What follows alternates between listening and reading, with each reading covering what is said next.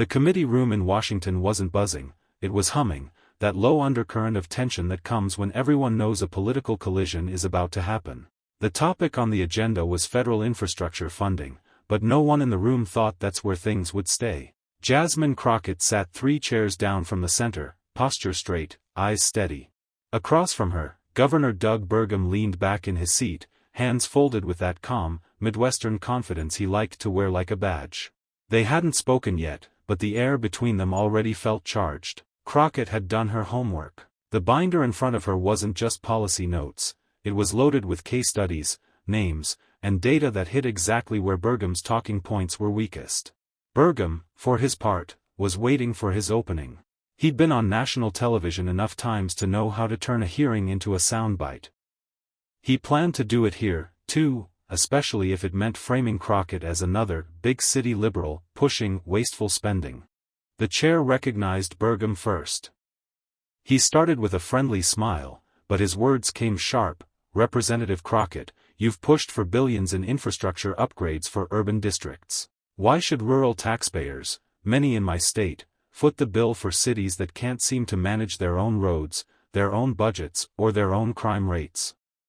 It was the kind of question designed to box her in, to make her defend not just a policy but an entire identity. Cameras in the back zoomed in. Some staffers shifted forward in their seats. Crockett didn't answer right away. She took a slow sip of water, set the glass down, and locked eyes with him. Her voice, when it came, was calm, too calm for the jab he'd just thrown. Governor, she said, if you think neglect is cheaper than investment, I've got news for you, you're already paying the price.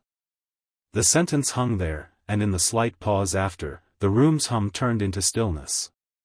Burgum's jaw tightened, just slightly, the way people do when they're deciding whether to brush off a remark or go straight on the attack. He leaned toward the mic, letting out a short laugh that was meant to be dismissive. Representative, with all due respect, my state's roads don't crumble because of neglect. We keep our budgets balanced. We live within our means. Maybe if more cities followed that example, they wouldn't need to come knocking for help. He was comfortable now, too comfortable. The subtle smirk, the hands gesturing just enough to look conversational, the implication that he and his voters had figured out some moral secret the rest of the country ignored. Crockett didn't blink. She'd heard this line before, dozens of times, from people who wanted to pretend resources were a moral reward instead of a shared responsibility. She leaned in just far enough that her voice landed like a dart. Balanced budgets don't mean balanced lives, Governor. The words made a few heads turn. One reporter in the back looked up from her phone. Crockett let the silence after them stretch just long enough to make Burgum speak next. He obliged. If you think Washington should just write a blank check. Crockett cut in, her tone still even but sharper now. This isn't about a blank check. It's about the fact that the kid in Bismarck deserves a safe bridge just as much as the kid in Dallas. And right now, neither of them is getting it. There it was, the shift. She wasn't defending cities anymore, she was redefining the debate. Burgum's us versus them frame was cracking, and the press knew it. 2 cameras adjusted for a tighter shot. Burgum opened his mouth to retake control, but Crockett was already flipping open her binder. Let's talk numbers, Governor, since that's your comfort zone. The trap was being set, and he didn't even see it yet. Crockett slid a page from her binder across the table, not with a flourish, but with the quiet confidence of someone holding an ace. The page was a color-coded chart, its top row stamped with the seal of the Department of Transportation. Governor, according to federal data from last year, North Dakota ranks in the top 5 for structurally deficient bridges per capita. Your own Department of Transportation confirmed that nearly 12% of rural roads in your state are in poor condition. Burgum's eyebrows twitched upward. She'd hit home faster than he expected. And, she continued, her tone steady but gaining weight, when those roads close or those bridges fail, it's not just a line item in a budget, it's a farmer who can't get crops to market, a kid whose school bus is rerouted an extra hour, an ambulance that arrives too late. The murmurs in the room grew. This wasn't abstract policy talk anymore, these were images people could see, people they knew. Burgum tried to push back. We address those issues within our means.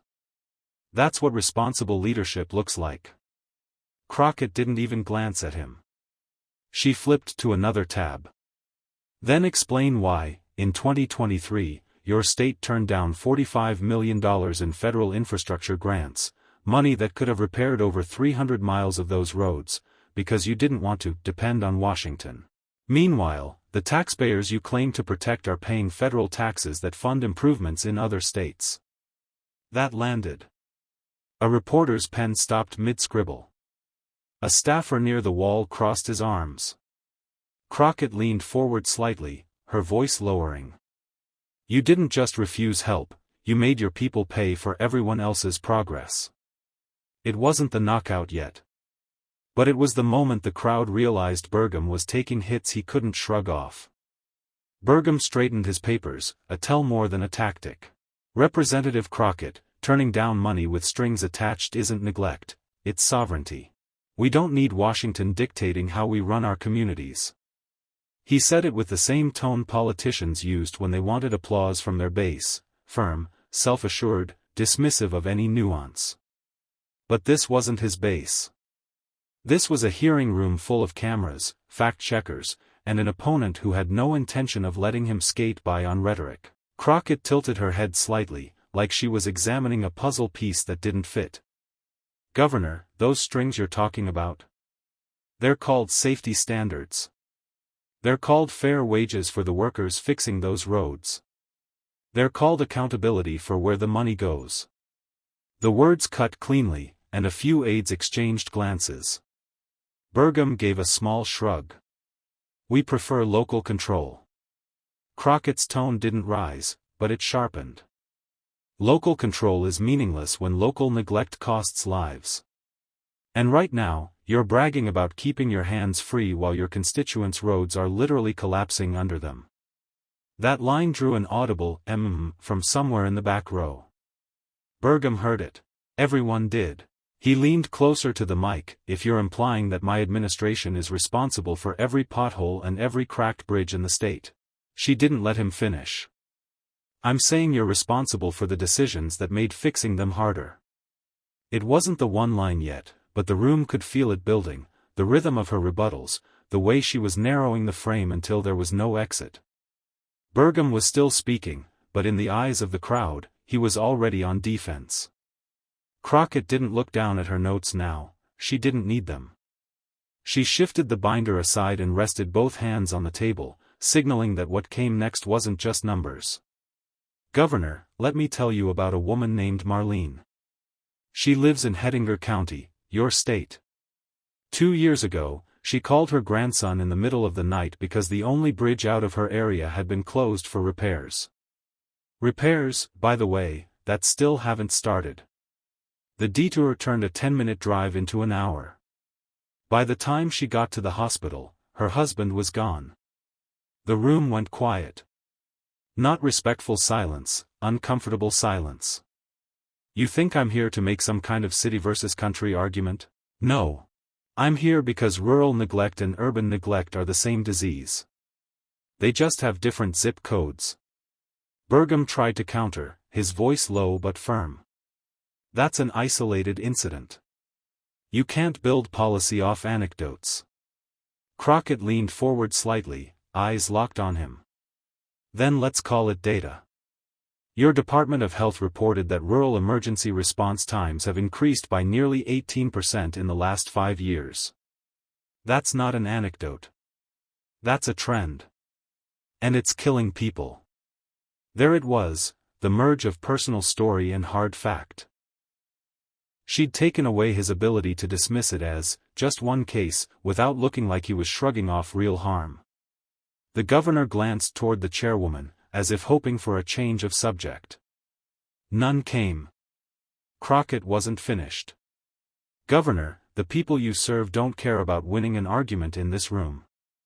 They care about whether their kid's school bus makes it home before dark. They care about whether an ambulance can get to their farm road in time. And you've made choices that put both in doubt. It was the kind of setup that made everyone lean in, sensing the hammer was coming soon. Burgum shifted in his chair, but his voice stayed steady. "Representative Crockett, I respect your passion, but leadership is about making tough calls. Sometimes that means saying no to federal overreach." Crockett's gaze didn't waver. "And sometimes it means saying yes when lives are on the line." Her tone wasn't loud, but it carried the kind of weight that made the stenographer glance up for a split second. She reached into the binder again, this time pulling out a photo, just a grainy printout on copy paper. It showed a school bus stuck on a washed-out road, front tires buried in the mud. "This is from Kidder County, last spring. Parents had to form a human chain to get kids across safely because the road was impassable. And you turned down the funding that would have fixed it a year earlier." A low murmur rippled through the back of the room. Burgum leaned forward, his smile now tighter, almost brittle. "You don't understand." Crockett cut in, her tone slicing through his words. "Governor, I understand exactly. You gambled with other people's safety to make a political point. That one hit." A reporter's camera clicked rapidly. Burgum inhaled like he might respond, but no words came. Crockett let the silence linger, then leaned back slightly. "You call it federal overreach. I call it the difference between a kid making it home and a headline about why they didn't." The line wasn't the line yet, but it was circling closer, the tension in the room coiling tighter. Even the chairwoman's pen paused above her notepad, as if she knew the moment was near. Burgum exhaled slowly, leaning on the armrest like he was bracing himself. "Representative Crockett, we can't just spend our way out of every problem. People in my state believe in self-reliance. They fix their own roads, help their own neighbors, without waiting for Washington to show up." Crockett gave the smallest nod. "Self-reliance is admirable, Governor. But it's not a substitute for functioning infrastructure." Her voice was calm, too calm for how sharp the words were. She flipped to another document, this one with bold red numbers. "You've overseen 3 consecutive budget surpluses while leaving over $200 million in critical repairs unfunded. That's not self-reliance. That's neglect with a balance sheet." A reporter's eyebrow went up. 8 whispers started in the back. Burgum's lips pressed into a thin line. "We prioritize based on need." Crockett didn't let him off the hook. "Then tell the family whose house burned down because the fire truck blew a tire on an unrepaired road that they weren't a priority. Tell the small-town grocer who's closing shop because supply trucks can't make the trip that it wasn't his turn yet."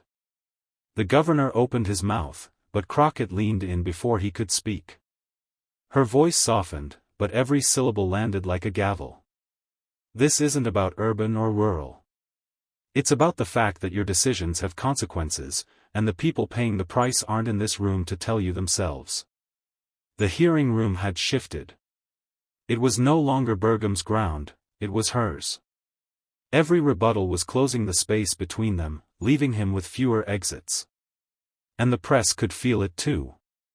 You could hear the clicks of cameras, smell the moment turning into a headline. Crockett let her hands rest flat on the table, almost like she was grounding herself for what came next. The room had gone still, no shuffling papers, no coughing, just the low electrical hum of cameras recording. She looked directly at Burgum. "Governor, you keep talking about budgets like they're moral victories. But numbers don't tuck kids into bed when their heat's been out for a week. Numbers don't pull a neighbor's truck out of a snowdrift at 2 a.m. Numbers don't rebuild a bridge before someone dies crossing it." Burgum's expression flickered, half frustration, half calculation. He leaned toward the mic. "So what's your solution, Representative? Spend until the country's broke?" That was it. The opening. Crockett didn't even blink. "My solution is simple. Stop pretending your people's safety is worth less than your political talking points." The words landed like a crack of thunder. Short, sharp, impossible to misinterpret. A few gasps echoed through the room. Burgum froze for a fraction of a second, just long enough for the cameras to catch it. He started to respond, but the moment was gone. Everyone had already heard the line, already decided which clip would be replayed that night on every major network. Crockett leaned back, folding her arms, not smug, just finished. The chairwoman cleared her throat, trying to steer the hearing forward, but it was pointless. In the minds of everyone watching, the exchange was over. The hearing wasn't even over when the first clip hit Twitter. A 27-second video, posted by a congressional aide, showed nothing but Crockett's last line, Burgum's frozen face, and the silence that followed. The caption was simple: she ended it. Within minutes, the quote was everywhere. TikTok edits added dramatic slow zooms on Burgum's reaction, split-screened with Crockett's calm delivery. Instagram Reels looped the line over and over, each time with captions in bold red letters: "Stop pretending your people's safety is worth less." By the time the hearing adjourned, hashtags were trending. Hashtag Crockett shut it down. Hashtag one-line KO. Hashtag Burgum can't recover. News outlets moved fast. On cable, commentators called it a surgical takedown and the moment Burgum lost the room. Opinion writers were already drafting think pieces about the Crockett method, blending lived experience, hard data, and moral clarity into one unshakable blow. Even in North Dakota, the reaction wasn't cleanly split. Local radio hosts fielded calls from farmers, teachers, and truckers who said they didn't agree with Crockett on everything, but she wasn't wrong. One caller put it best: "I don't care what party you're from, if the bridge is falling down, fix the damn bridge." Crockett's staff texted her screenshots of the coverage, but she barely looked at them. Viral or not, she knew the moment was just that, a moment. What mattered was what came next. Still, even she couldn't deny that the message had landed exactly where it needed to. 2 days later, Crockett sat in her district office, a modest space lined with community flyers and hand-painted thank-you cards from local schools. Her phone buzzed every few minutes: reporters, supporters, even a few critics trying to get a soundbite. She ignored most of them. On her desk sat a small stack of letters. Not emails, not tweets, actual handwritten letters. The first was from a retired teacher in Bismarck who wrote, "I didn't think anyone in Congress saw us out here until you spoke up." The second was from a young mother in her own district: "You said what I've been wanting to scream at every town hall." Devin, her legislative aide, leaned in from the doorway. "You've got every outlet asking if you planned that line." Crockett smirked. "You can't plan truth." She turned back to the letters, reading each one slowly. She knew the headlines would fade, that next week's news cycle would swallow up the clip. But that wasn't the point. The point was that somewhere, in a farmhouse in North Dakota or an apartment in South Dallas, someone felt seen. And maybe that was enough to keep going. That night, at a small community meeting, no cameras, no mics, an older man in a denim jacket raised his hand. "Do they listen when you talk like that up there?" Crockett paused, meeting his eyes. "Not always. But I'm not talking so they'll feel comfortable. I'm talking so you don't feel invisible." The man nodded slowly, and that was the end of it. No applause, no viral moment, just understanding. And in her mind, that was the real win. In the end, this was never about scoring a viral moment or winning an argument in a hearing room. What Jasmine Crockett did that day was remind everyone, whether they live in the heart of Dallas or the far edges of North Dakota, that safety, dignity, and a fair chance are not luxuries. They are rights. Governor Burgum walked in prepared with talking points. Crockett came in prepared with the truth. And in politics, truth delivered with clarity and conviction is the one thing you can't spin, dodge, or recover from. That's why her words hit so hard. That's why people from both red and blue states shared her clip. Because when you strip away the noise, the budgets, and the partisan games, what's left is one simple fact: people want leaders who see them, fight for them, and won't back down when it matters most. So whether you agree with her or not, one thing is certain: that one line wasn't just aimed at a governor, it was a wake-up call to anyone who thinks political points are worth more than people's lives. And in that moment, the room knew, Burgum couldn't recover.